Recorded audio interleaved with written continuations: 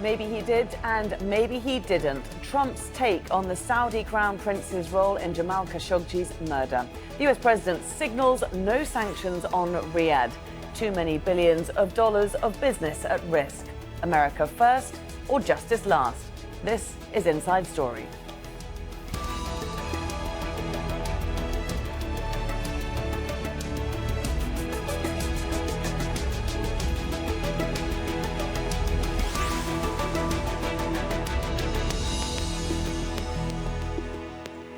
Standing with Saudi Arabia, the title of Donald Trump's statement says it all. The US president admits Mohammed bin Salman may have known about the plan to murder journalist Jamal Khashoggi. The CIA says the Crown Prince actually ordered it, but Trump's contradicted his intelligence agency, saying that's not a definitive determination. And in any case, he says it would be foolish to take action against Riyadh. That would threaten lucrative weapons deals, he says, and push up the price of oil. Very simple, said Trump. It's America first. But it might not be that simple. All eyes are now on the US Congress to see what it will do. I'll join our guests in just a moment after this report from Shia Britanzi in Washington. I hereby grant you a full pardon. The White House Thanksgiving tradition of the president pardoning a turkey took on a grim significance this year. A short time earlier, Donald Trump had made it clear he was giving the Saudi Crown Prince a pass in the killing of Saudi journalist Jamal Khashoggi.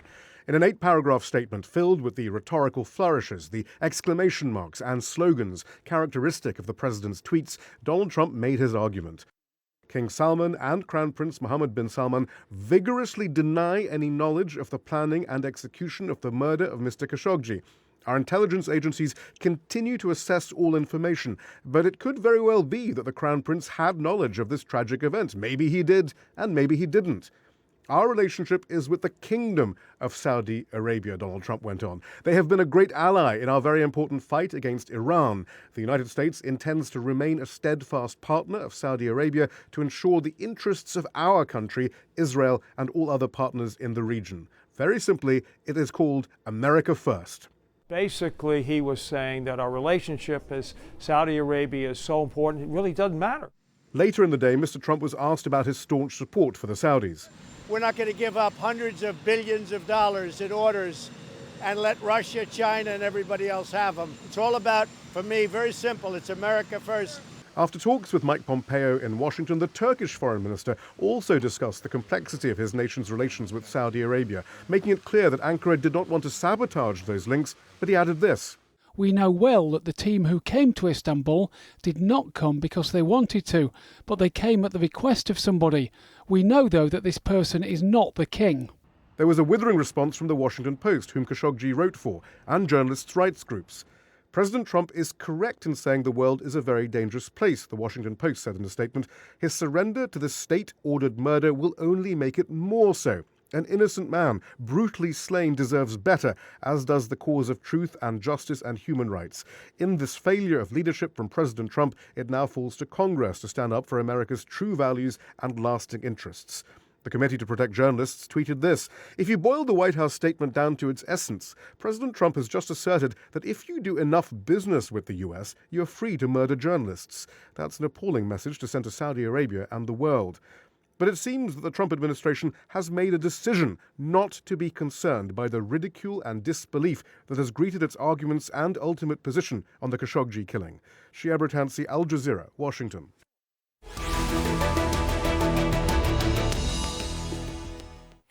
OK, well, let's bring in our guests now. And joining us here in Doha, Mohammed Elmasry, Associate Professor of Journalism at the Doha Institute for Graduate Studies.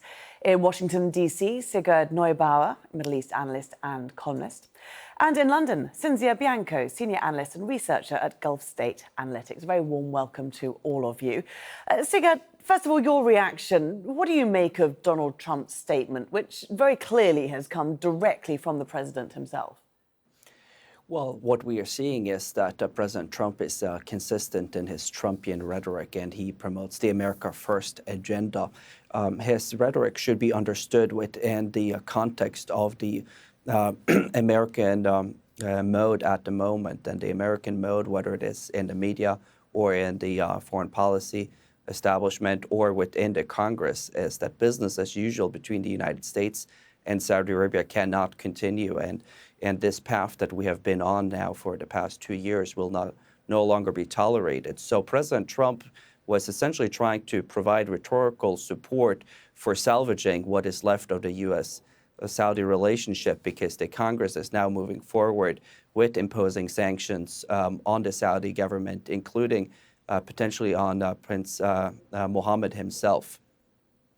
But do you think it's strange that Trump doesn't fully absolve Mohammed bin Salman of involvement in this murder when he says it could very well be that the Crown Prince had knowledge of this tragic event? I mean, he's still very much sitting on the fence, isn't he?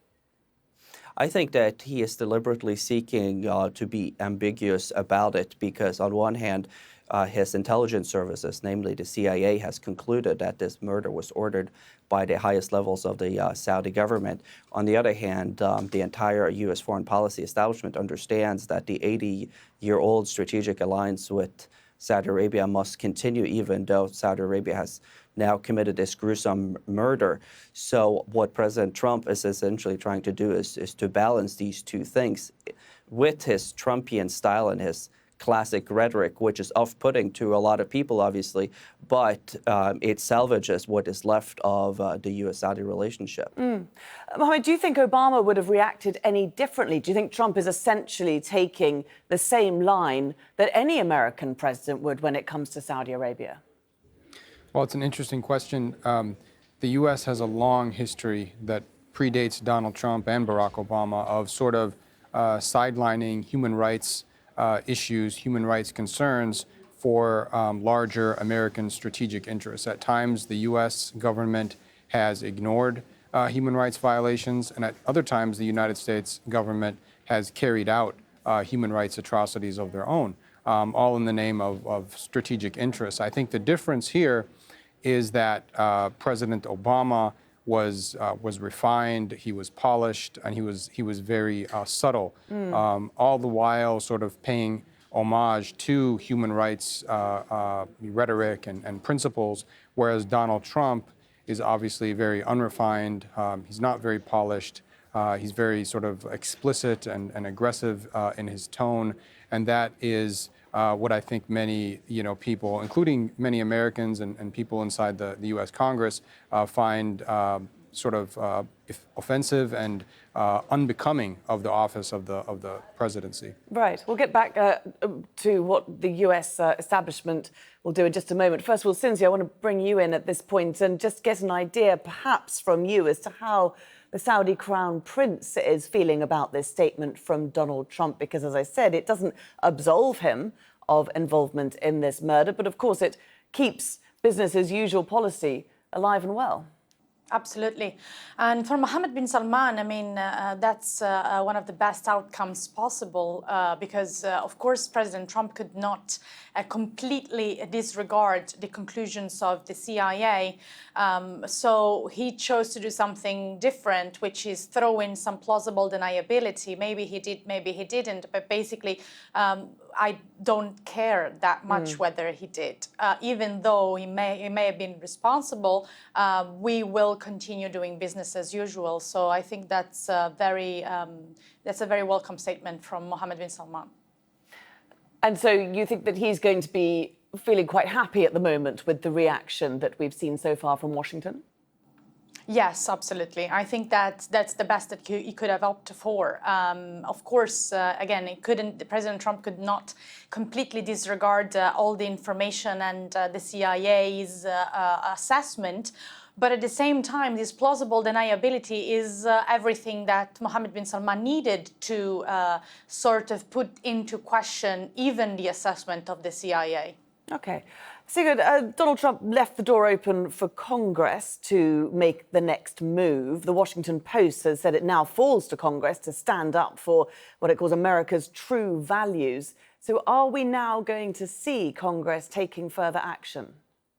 We have already seen that the chairman of the Senate Foreign Relations Committee, Bob Corker, a Republican from Tennessee, and his counterpart from the Democratic Party, Bob Menendez, have now requested that the Senate should pass a legislation that would require President Trump to come forth on whether or not Mohammed bin Salman was responsible for ordering this execution. So that's the first step. The second step that is coming is that because the CIA assessment will be used as the linchpin, if you will, for the Congress to determine who was responsible for this killing, this will help lawmakers provide a sanctions regimes on the Saudi leadership and potentially on the prince himself. All of that could essentially cripple the Saudi economy, as it will be illegal for American businesses to invest in the Saudi economy. So that's one aspect. The second aspect is that what we have seen from the Russia investigation after Russia interfered in the U.S. presidential elections is that even though President Trump provided rhetorical coverage for his relationship with Putin, President Putin of Russia, the U.S. legislation and sanctions imposed has essentially crippled the U.S.-Russia relationship. And I think that we can move in a similar direction now with the U.S.-Saudi relationship. So this is extraordinarily serious. And therefore, I think that despite all the rhetorical hubris coming from President Trump, the relationship could only get worse from this point on. Okay. Mohamad, how far, though, do you think these moves by Congress are going to go?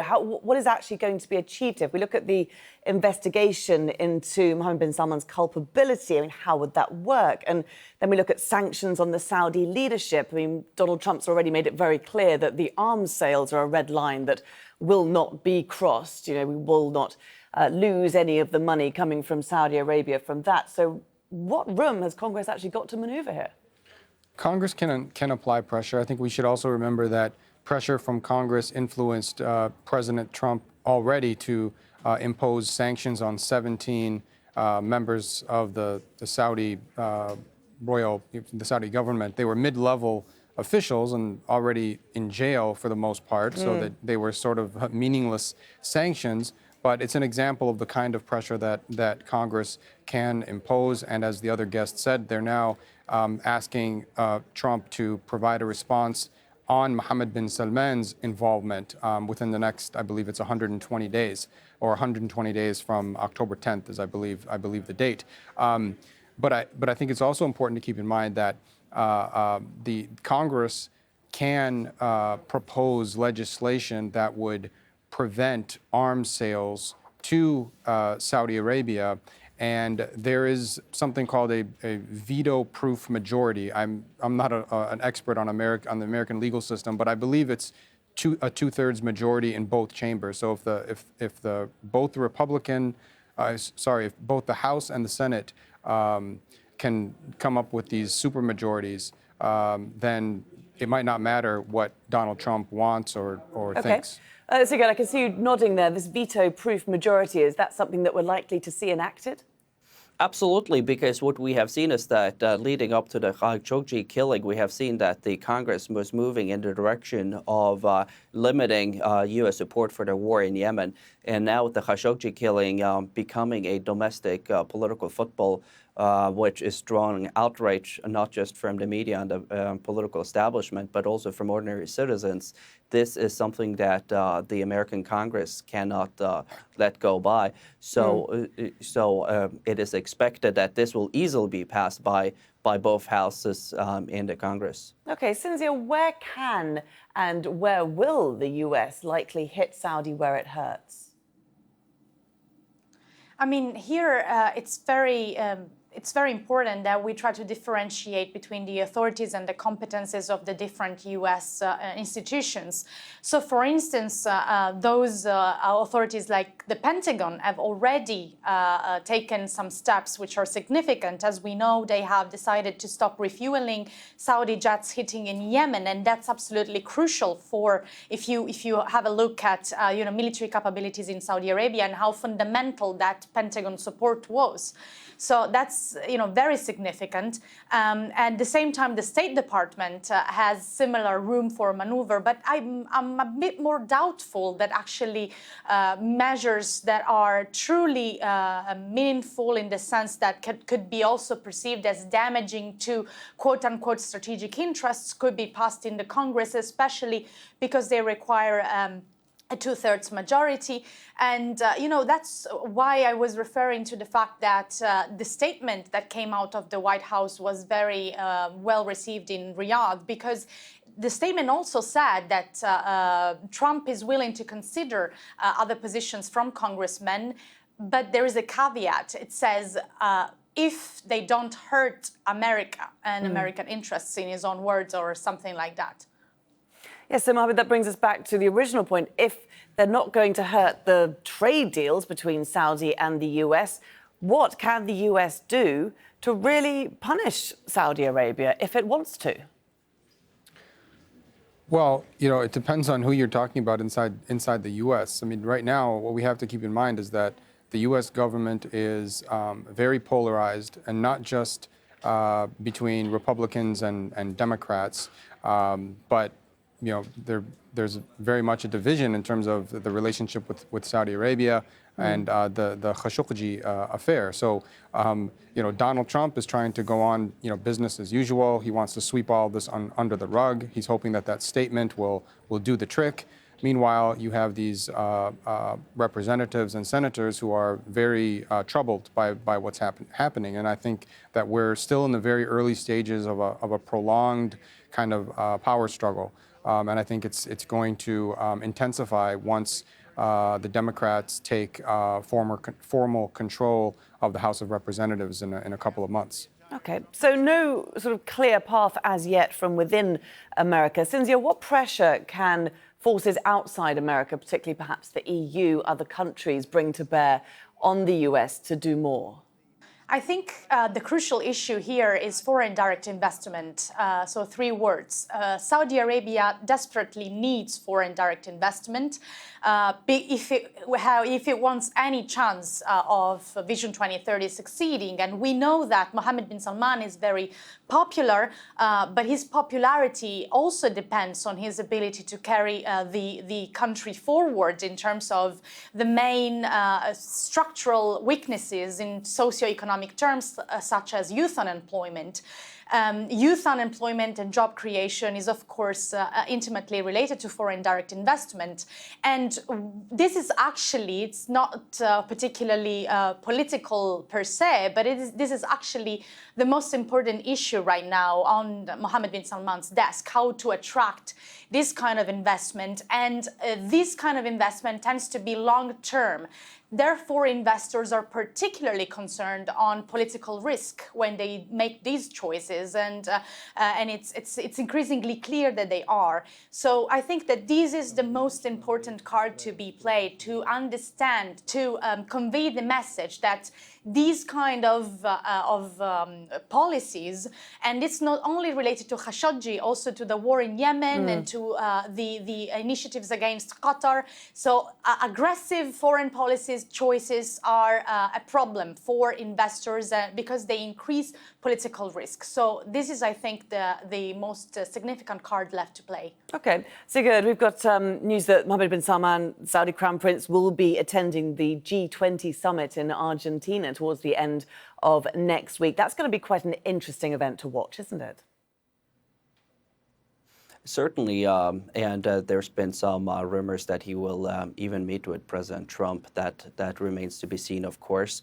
But President Erdogan of Turkey will be there as well. So it's important to remember that this crisis is a trilateral crisis, if you will. It's primarily between President Erdogan and Mohammed bin Salman, with President Trump really playing an outside role, because what we have seen so far is that the Turks have not let up on their pressure of leaking these damaging details pertaining to the murder and details pertaining to the operations leading up to the murder. So it is important to recognize that any sort of solution to this crisis lies in Ankara, and it is unclear as of yet how the Saudis and the Turks can negotiate between themselves now that all the details about this murder is out in the open. And therefore, I would caution that President Trump is really more or less a sideshow, because what he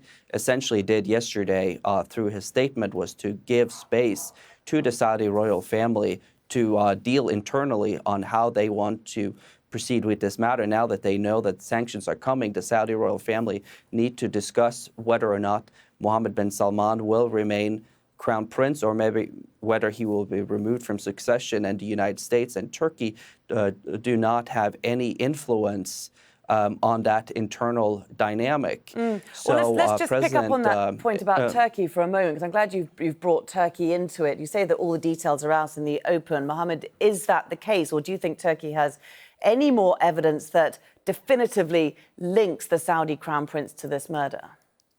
Well, the Turks have been very strategic. They've been systematically leaking information, kind of this drip manner over the last several weeks. And there have been a couple times where I've thought to myself that, maybe that's it, and then they've leaked more information. So I wouldn't at this point be surprised if they have additional information, that they've just kind of been biding their time, waiting for Trump to release this statement and to even maybe see how things are playing out inside the U.S. Congress. But I think that it does appear clear at this point that a lot of people were waiting for the body to be found, but it appears clear that the body is never going to be found, because it was reports suggest it was dissolved in acid after it was dismembered. So from that standpoint, I don't know that we're going to get any additional. I don't know that we're going to get anything that explicitly and definitively links the crime to Mohammed bin Salman, in the sense that there's some sort of DNA evidence or some sort of smoking gun, some sort of a statement from a Saudi official that says Mohammed bin Salman ordered this. But with the evidence that we already have, that certainly appears to be the case. And we'll have to just wait and see over the next few days and maybe a few weeks to see if the Turks have additional evidence implicating Mohammed bin Salman. Cinzia, do you think that the Saudis have been surprised by the strength of the global reaction to Khashoggi's murder? And given that the reaction to the war on Yemen is somewhat muted by comparison, do you think they were caught initially off guard and surprised to still find it pressuring the kingdom? Yeah, absolutely. Especially within, the decision makers circle, there was a lot of surprise at the backlash caused by this episode, especially, as you said, because not only other policy choices and the victims of the Yemen war, but also other slightly similar cases of arrests of dissidents and other journalists were basically left unnoticed. So it was quite a surprise. And also with the general public in Saudi, they were surprised that there was this reaction. Just lastly, Sigurd, I just want to get an idea from you, as you think the US will ever change its stance towards Saudi, no matter what it does? Yeah, I think it has, and I think that if you look at King Salman's speech before the Shura Council the day before yesterday, you saw that there were some indications that Saudi Arabia is returning to quote-unquote normalcy, and one of those indications is the call for peace talks with Yemen's Houthi rebels, the recognition of Palestinian affairs and Saudi Arabia's traditional support for the Palestinian cause. And even what I'm hearing in Washington and through my own networks is that the upcoming GCC Summit in Riyadh, which will take place on December 9th, that all the leaders of the GCC countries will be there. So in other words, we're expecting that the GCC row will come to an end. And I think that these are part of the kind of concessions that President Trump has extracted from the Saudi leadership in his behind-the-scenes diplomatic dealings.